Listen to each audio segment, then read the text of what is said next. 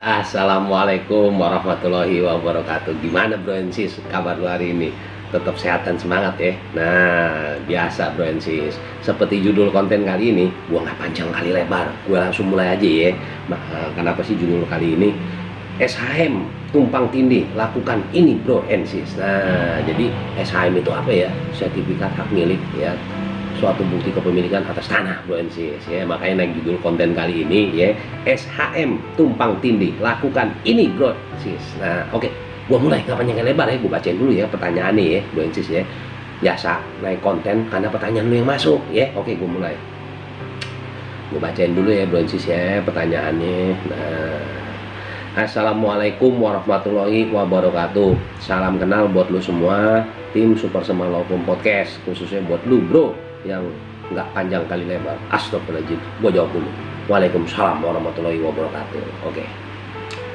Buat lu yang di sana nama gue, nama lu gue nggak sebut bro ya. Jadi biasa nyangkut privasi bro and sis. Oke ya, gue lanjutin ya. Oke. Oh ya, sebelumnya gue bahas dulu nih bro and sis, kenapa di judul konten ini ada bro dan sis ya. Nah, karena banyak pertanyaan yang masuk ya. Pertanyaan si bro ini yang gue bacain nih, yang naik jadi konten ini, yang mewakili pertanyaan yang sama ya. Intinya seperti itu bro and sis. Oke, gue lanjutin. Gue mau nanya nih buat lu semua tim Super Semalopum Podcast. Jadi kejadian ini sudah terjadi di 2 tahun yang lalu. Nah, pasca setelah orang tua kami meninggal, gua sama saudara-saudara gua ketemu sertifikat terhadap tanah yang dimiliki oleh orang tua gua. Nah, yang lucunya setelah gua cek sama kakak gua dan adik gua di BPN, ternyata di tanah peninggalan orang tua gua ini ada sertifikat lain. Nah, pertanyaan gua buat lo orang semua nih, apa yang harus dilakukan sama gue sekeluarga nih kalau terdapat 2 sertifikat hak atas tanah yang dimiliki selain gua dan pihak lain itu? Nah, namun tanahnya sama. Nah itu aja deh, nggak panjang kayak lebar. Sebelumnya terima kasih ya buat lu semua. Assalamualaikum warahmatullahi wabarakatuh. Waalaikumsalam warahmatullahi wabarakatuh. Nah, gua mulai aja deh, nggak panjang kayak lebar nih buat lu bro yang di sana yang udah ngirim pertanyaan dan alhamdulillah naik jadi konten ya. Kita mulai bro and sis. Gua bacain aja infografis ya, sesuai perundang-undangan yang ada dan regulasi serta referensi lainnya yang informasi akurasinya insya Allah jos. Oke, gue mulai.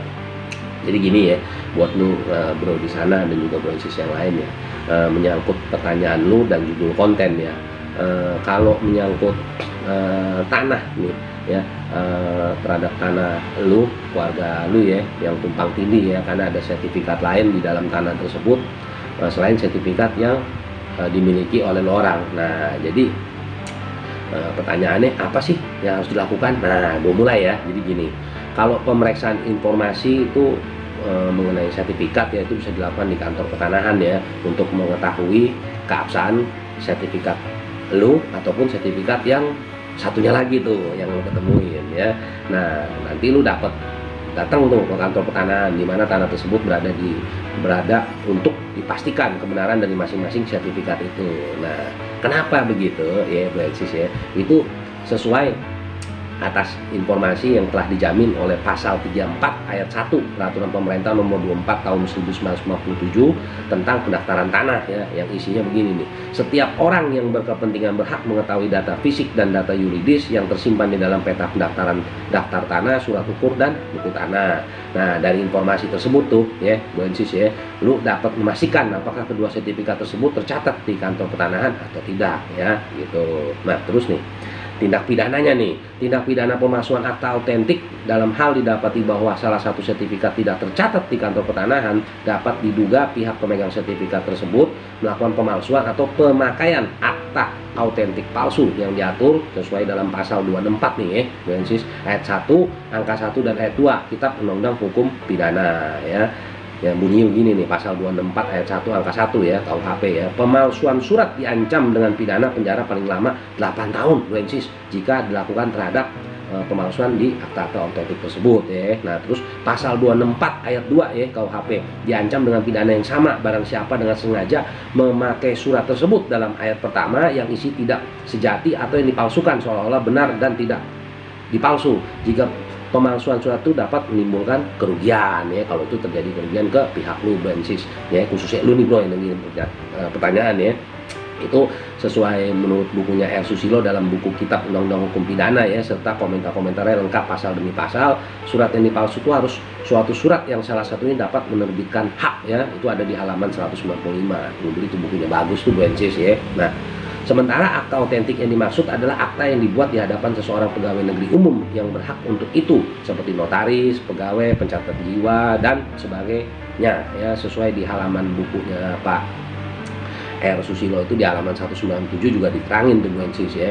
Apabila dalam kasus tumpang tindih sertifikat hak atas tanah yang lu tanyain nih tadi bro ya, tanyakan terdapat dugaan pemalsuan sertifikat hak atas tanah, lu dapat melaporkannya nih ke pihak polisian juga atas dasar dugaan tindak pidana pemalsuan akta autentik ya gitu ya bro ya. Nah ini yang berikutnya nih, penyelesaian sengketa melalui kantor pertanahan. Nah apabila kedua sertifikat tersebut tercatat di kantor pertanahan, maka lu nih bro ya, Bensis yang lain ya, dapat mengajukan pengaduan kepada kepala kantor pertanahan sebagaimana yang diatur dalam pasal 6 ayat 1 dan 2 ya, sesuai peraturan Menteri Agraria dan Tata Ruang atau Kepala Badan Pertanahan Nasional nomor 11 tahun 2016 tentang penyelesaian kasus pertanahan ya, atau di Permen ATR _BPN 11 2016 ya.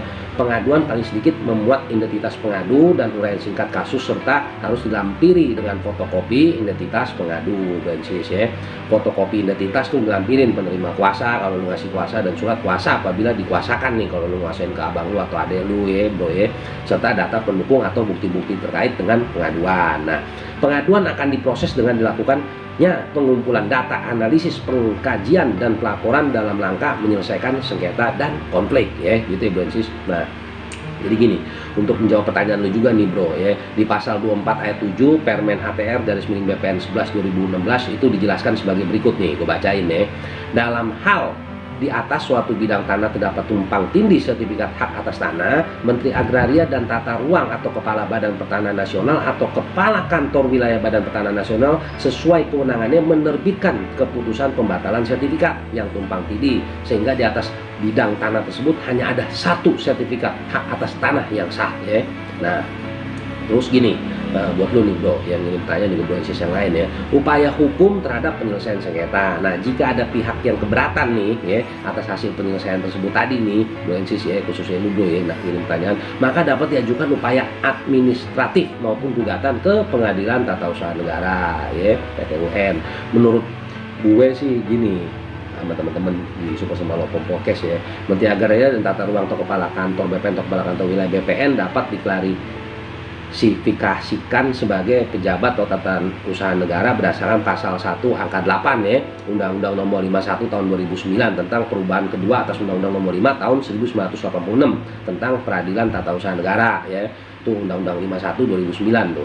Dan keputusan pembatalan sertifikat tersebut dapat diklasifikasikan sebagai keputusan tata usaha negara. Nah terus terhadap keputusan tata usaha negara dapat dilakukan upaya administratif yang berdasarkan Undang-Undang nomor 30 tahun 2014 tentang administrasi pemerintahan sesuai Undang-Undang 30 2014, mencakup dua jenis yaitu upaya keberatan dan banding ya. Nah warga masyarakat dapat mengajukan keberatan kepada badan dan atau pejabat pemerintahan yang menetapkan keputusan dan atau tindakan yang dirasa merugikan tersebut, seperti yang lu alamin tuh bro. Nah apabila warga masyarakat nih ya bro ya, Bensis khususnya lu bro ya, tidak menerima penyelesaian keberatan itu atau lawan lu nih bro ya, maka dapat dia mengajukan banding juga ke atasan pejabat terkait ya. Nah jika warga masyarakat tidak menerima penyelesaian banding, maka warga masyarakat dapat mengajukan gugatan ke Pengadilan Tata Usaha Negara ya, lu bisa ajukan itu juga tuh bro ya. Maka jika telah diajukan pengajuan terhadap permasalahan tumpang tindih sertifikat hak atas tanah, namun lu nih bro tidak menerima penyelesaiannya, maka silakan lu melakukan upaya administratif kepada Menteri Agraria dan Tata Ruang atau Kepala Badan Pertanahan Nasional atau Kepala Kantor Wilayah Badan Pertanahan Nasional atau atasan jabatannya, atau ajukan gugatan ke Pengadilan Tata Usaha Negara. Nah ini yang patut ketahui nih bro, khususnya lu nih bro yang ini pertanyaan ya. Perkara perbuatan melanggar hukum oleh badan dan atau pejabat pemerintah, bahasa Belandanya nih keren dikit nih ya, onrechtsmatigheid overheidsdap, merupakan kewenangan peradilan tata usaha negara ya. Jadi gini nih bro, khusus pertanyaan tadi ya, juga Bensis yang lain ya.